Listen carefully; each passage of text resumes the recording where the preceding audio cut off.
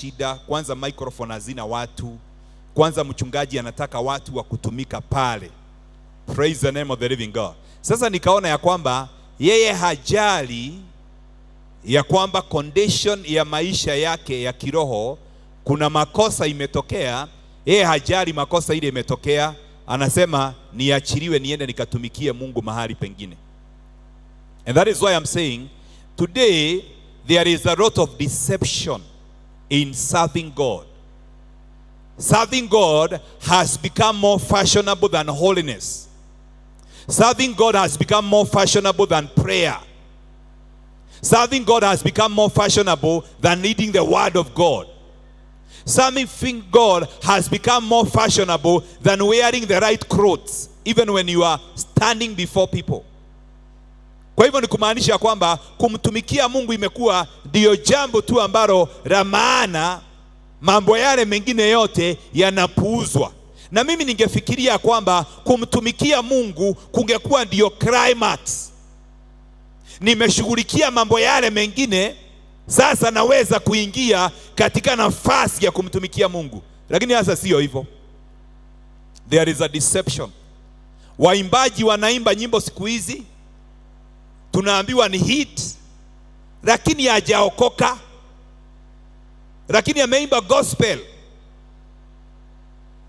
maisha yake hayana injili, lakini wimbo wake ndio uko juu.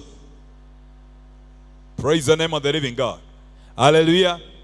Pengine hata hana mchungaji, pengine hata hana kanisa ile yeye huwa anaenda.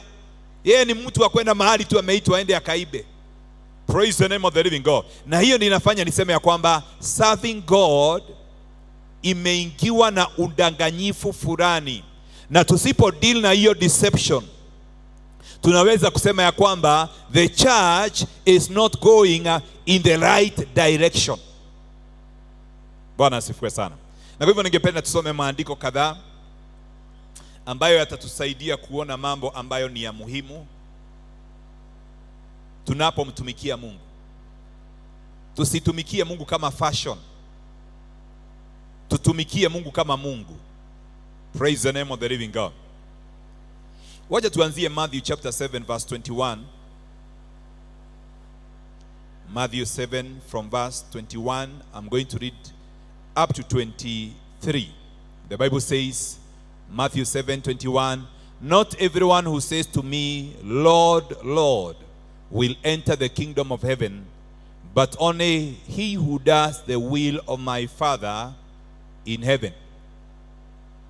Many will say to me on that day, Lord, Lord, did we not prophesy in your name, and in your name drive out demons, and perform many miracles? Then I'll tell them plainly, I never knew you. Away from me, you evildoers. Praise the name of the living God. Huyu ni Yesu, na Yesu akasema ya kwamba siku ya mwisho kuna watu wengi ambao, Yesu alianza kusema ya kwamba sio wote waniitao Bwana Bwana.